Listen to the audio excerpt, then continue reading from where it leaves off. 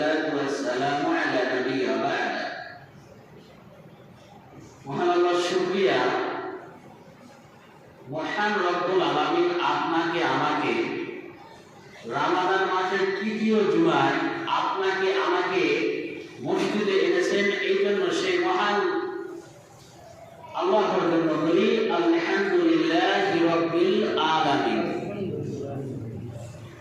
মানবতার মুক্তির দূত যার রেখে দেওয়া আদর্শ বাস্তবায়ন আমাদের লক্ষ্য। আমরা যদি তার আদর্শ বাস্তবায়ন করতে পারতাম তাহলে আমরা দুনিয়াতে শ্রেষ্ঠ জাতি ছিলাম, শ্রেষ্ঠ জাতি থাকতাম। গোটা পৃথিবীতে আজ মুসলিমরা নির্যাতিত, নিপীড়িত, নিষ্পেষিত। তো যে রসুল তার আদর্শ রেখে গেলেন সেই রসুলের জন্য বলি সাল্লাল্লাহু আলাইহি ওয়াসাল্লাম। বর্তমান পৃথিবীতে মুসলিমদের সংখ্যা কত জানেন? প্রায় 200 কোটি। বর্তমান পৃথিবীতে প্রায় 200 কোটি মুসলমান। আর ইসরায়েলের ইহুদি কতগুলো জানেন? 80 লক্ষ।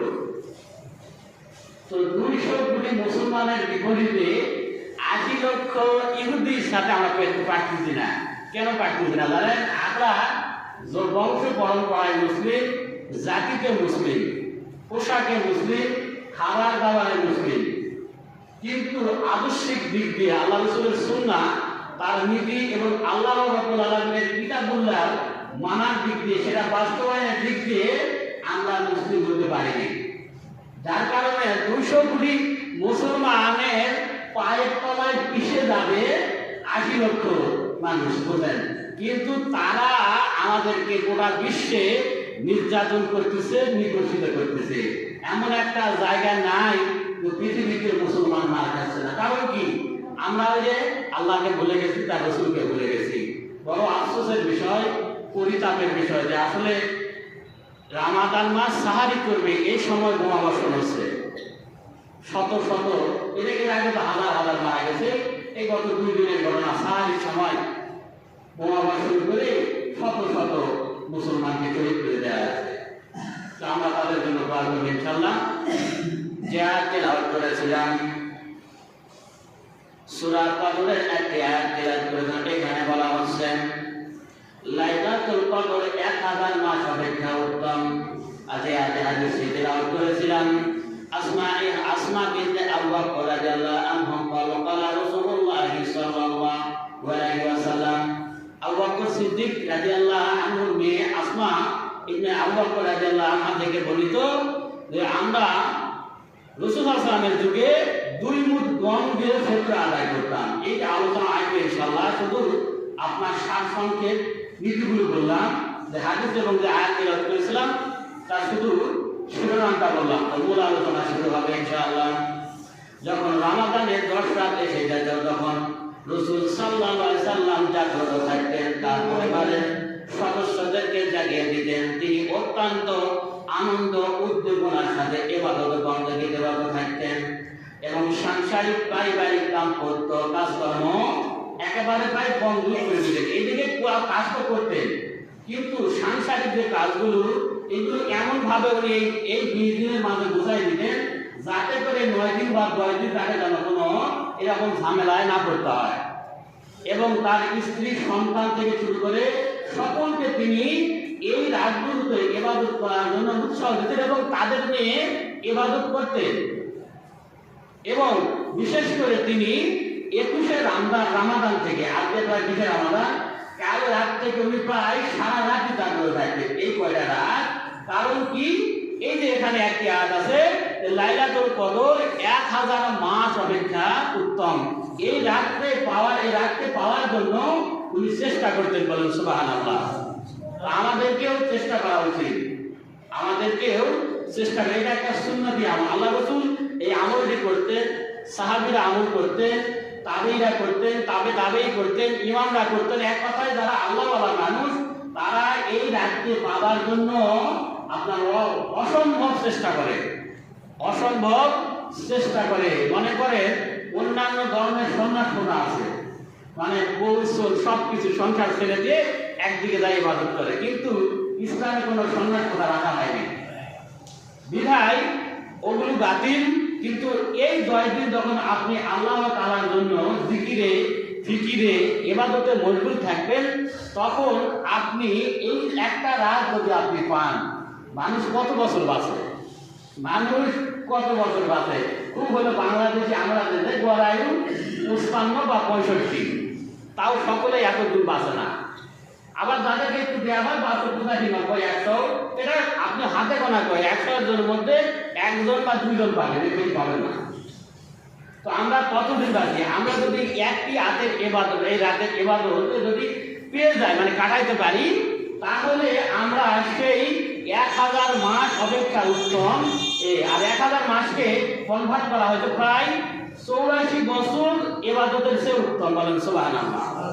1000 মাসকে আপনার কনভার্ট করা হয়েছে, এটাকে আপনার ক্যালকুলেশন করে দেখা গেছে প্রায় 84 বছর ইবাদতের চেয়ে উত্তম। সুবহানাল্লাহ। এই রাত যদি আমরা পেয়ে যাই, 84 বছর তো আমরা বাঁচবই না। আর আমার জীবনে আমার যদি গড়ায় 7 বছর হয়, আর 40 বছর যদি আমি সুস্থ থাকতে পারি, এরকম 40 বছর যদি আমি আপনার ইতেকাফে আসে যদি আমি 2-3 বার বা 5 বার কষ্টে যদি পেয়ে যাই, তাহলে তো আমার থেকে আর সৌভাগ্যবান কেউ হইতে পারে না। এই জন্য মুসলমান সৌভাগ্যবান, কিন্তু মুসলমানকে তার ইবাদতের পদ্ধতি জানতে হবে, সিস্টেম জানতে হবে, নীতি জানতে হবে, তাহলে মুসলমান সৌভাগ্য অর্জন করবে। আমরা অনেকেই মনে করি, বা অনেক আমাদের দেশে যেটা প্রচলিত আছে, এবার হয়তো বলা হয় নাই, ইসলামিক ফাউন্ডেশন থেকে একটি কথা বলা হয় যে 27শে রমাদানই হচ্ছে শবে কদর। আসলে এই বিষয়টা ঠিক নয়। হাদিস সাক্ষ্য দিচ্ছে যে 27শে রমাদান নয়, আপনার 20-এর পর 21, 23, 25, 27, 29 যতগুলো বিজুর রাত আছে, এর যে কোনো একটি দিন শবে কদর হবে। সুবহানাল্লাহ। এর যে কোনো একটি দিন 27শে হবে এমন বিষয় নয়, কিন্তু হ্যাঁ, সাহাবী তাবেঈন তারা বলেছে এই 27শে রাতকে বেশি গুরুত্ব দেওয়ার জন্য। বলেন সুবহানাল্লাহ। কিন্তু সেই দিনই হবে এটা ঠিক নয়। যেটাকে 27শে রাত মনে করে আমরা অনেকে শুধু 27শে রাত জাগ্রত করি, আমাদের যেটা প্রচলিত আছে, এটা আসলে ধারণাটা ভুল, এটা সঠিক নয়। আপনার সবগুলো রাত চেষ্টা করুন, কারণ 21শে হইতে পারে, 23শে হইতে পারে, 25শে হইতে পারে, 27 হইতে পারে, 29 হইতে পারে।